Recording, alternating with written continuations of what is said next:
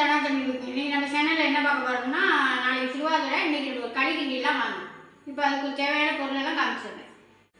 இது ஒரு tumbler 200 gram இருக்கும். பச்சை அரிசி தான் எடுத்துருக்கேன்னா, ரேஷன் அரிசி பச்சை அரிசி தான் எடுத்துருக்கேன். இதை இப்போ நம்ம வறுத்துக்கலாம். நான் ஒரு தேங்காய் உடச்சி தேங்காய் பூ திருவி வச்சுருக்கேன். நல்லா முத்தல் காயாக, அரை காயெல்லாம் இல்லாமல் முத்தல் காயாக எடுத்து திருவி வச்சுக்கோங்க. இந்த மாதிரி நைஸாக திருவி இருக்க பாருங்க. இந்த மாதிரி திருவி வச்சுங்க. அதுக்கு தேவையான நாட்டு சக்கரை ஒரு கப்பு எடுத்து வச்சுருக்கேன். இப்போ அதை போய் நம்ம செஞ்சிடலாம். இப்போ நம்ம அடுப்பு பற்ற வச்சு ஒரு எண்ணெய் சட்டி அடுப்பில் வச்சுக்கலாம். எண்ணெய் சட்டி சூடானோடனே நம்ம பச்சை அரிசியை பொரிச்சு எடுத்துக்கலாம். பச்சை அரிசிலையும் செய்யலாம், புழுங்க அரிசிலையும் செய்யலாம். உங்கள்கிட்ட என்ன அரிசி இருக்கோ அந்த அரிசியில் செஞ்சுங்க.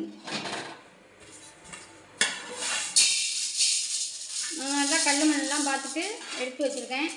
அது மாதிரி பார்த்து முன்னாடியே எடுத்து வச்சுக்கோங்க. இதை 3 வாட்டியாக பொரிச்சிடலாம். கொட்டி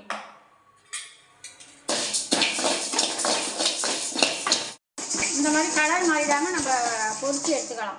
இது நம்ம புழுங்கரிசி மாதிரி சடப்புடனெல்லாம் வெடித்து பொரியாது, மெதுவாக தான் பொரியும். புழுங்கரிசினா நல்லா சடன்னு பொரியும்.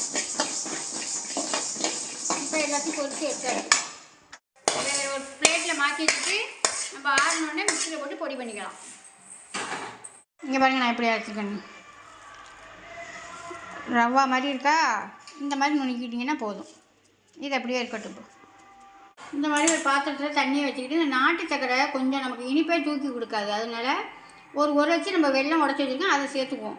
அதுக்கு தான் அந்த தண்ணி வச்சுருக்கேன். அந்த தண்ணியில் பாகுபாடெல்லாம் பதம்லாம் கிடையாது, சும்மா அதில் எதுவும் மண் கல் இருக்கும். அதனால் இதில் போட்டு அது தூளை இது பண்ணி வடிகட்டிக்கலாம். நம்ம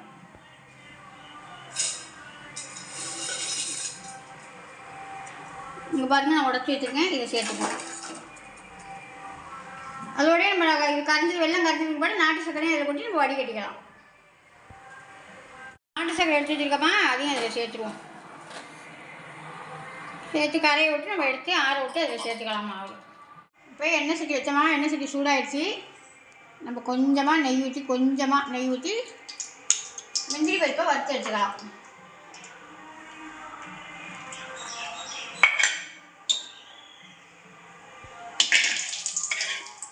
நான் ஒரு 10-15 முந்திரி பருப்பு போட்டிருக்கேன். ஒரு 10 திராட்சை போட்டிருக்கேன்.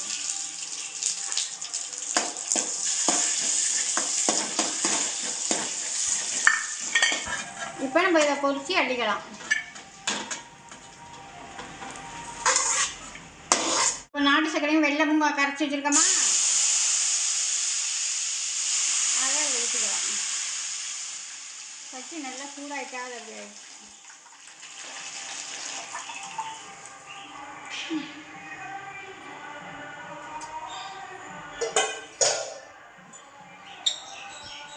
இப்போ இதுலேயே நம்ம சூடானோடனே இது முந்திரி பருப்பு லைட்டாக ஒரு கொதி வரட்டும். கொட்டின வந்தோடனே நம்ம கொட்டி கிண்டிக்கலாம். கொஞ்சமாக கொட்டி கிண்டிக்கலாம். எப்போதும் போல் கொஞ்சோண்டு ஒரு பிஞ்சு சால்ட்டு போட்டுக்குவோம். ரொம்ப கொதிக்க விட வேணாம், கட்டி பிடிச்சி போயிடும். நம்ம கொஞ்சம் கொஞ்சமாக கொட்டி கிளறி விட்டுக்கலாம். கொஞ்சம் கொஞ்சமாக கொட்டி நம்ம கிளறிக்கலாம்.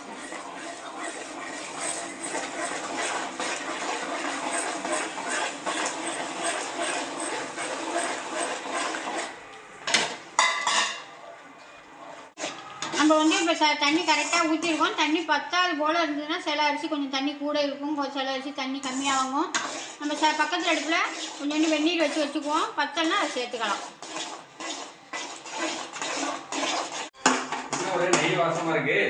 என்ன செஞ்சுட்டு இருக்கீங்க? நாளைக்கு திருவாதிரைப்பா, அதனால களி கிண்டி நம்ம சப்ஸ்கிரைபர்ஸ்லாம் எல்லாரும் காமிக்கணும்ல, அதுக்காக எப்படி செய்யறது என்னன்னு செஞ்சு காமிச்சிட்டு இருக்கேன்.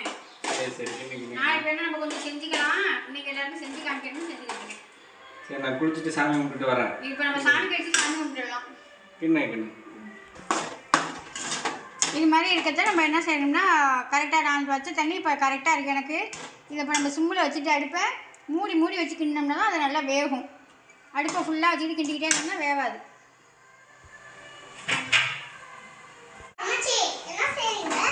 நானாடி களி செஞ்சுக்கிட்டு இருக்கேன்டி, திருவாதிரை களி. உங்கள் அம்மா செஞ்சாங்களாடி? எப்போ செய்வாங்க? நாளைக்கு தான் அம்மா செய்வாங்க. நான் இன்னைக்கு எல்லாருக்கும் காமிக்கணும்னு செய்கிறேன். அம்மா நாளைக்கு செய்வாங்க.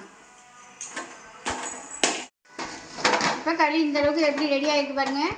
நல்லா ரெடி ஆகிட்டா இப்போ தான் நம்ம என்னென்ன சேர்க்க போகணும் சேர்த்துடலாம். நெய் எடுத்து வச்சுருக்கணும். இந்த நெய் எல்லாத்தையும் சேர்த்துடலாம். ஒரு 100 கிராம் இருக்கும் நெய், அது எல்லாத்தையும் சேர்த்துடலாம். இது நெய் நிறையா போட்டால் தாங்க கொஞ்சம் நல்லாயிருக்கும், கையில் ஒட்டாமல் நல்லாயிருக்கும். அப்புறமா திருவி வச்சுருக்க தேங்காய் பூ சேர்த்துடலாம். வாசத்துக்கு ஏலக்காய் பொடி சேர்த்துடலாம். பொரிச்சு வச்சுருக்க முந்திரி பருப்பையும் சேர்த்துடலாம். இப்போ நல்லா கலவி விட்டு இறக்கிடலாம். சிறுவாத்துறை களி சூப்பராக ரெடி ஆகிடுச்சு. இந்த மாதிரி நீங்கள் மூடி மூடி வச்சு நல்லா கிண்டினீங்கன்னா தண்ணியை ஊற்றி நல்லா வெந்து போய் நல்லாயிருக்கும்.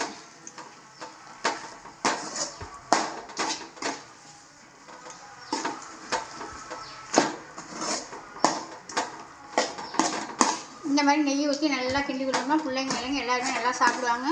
இது நம்ம பொரிய வச்சு தானே நம்ம பிள்ளைங்களுக்கும் நல்லா உடம்புக்கு நல்லது. நல்லா சூப்பராக நல்லா அழகாக நல்லாவும் வெந்துருச்சு. நல்லா சட்டியில் ஒட்டாமல் நல்லா கரெக்டாக வந்துட்டு பாருங்கள்.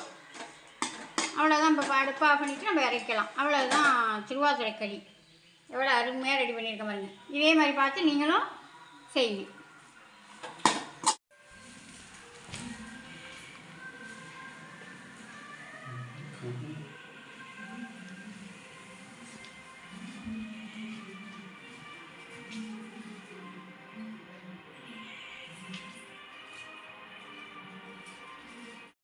அவ்வளோதான் ஃப்ரெண்ட்ஸ், களி கிண்டி காமிச்சிட்டேன். இதே மாதிரி பார்த்து நீங்களும் ட்ரை பண்ணி கிண்டிடுங்க.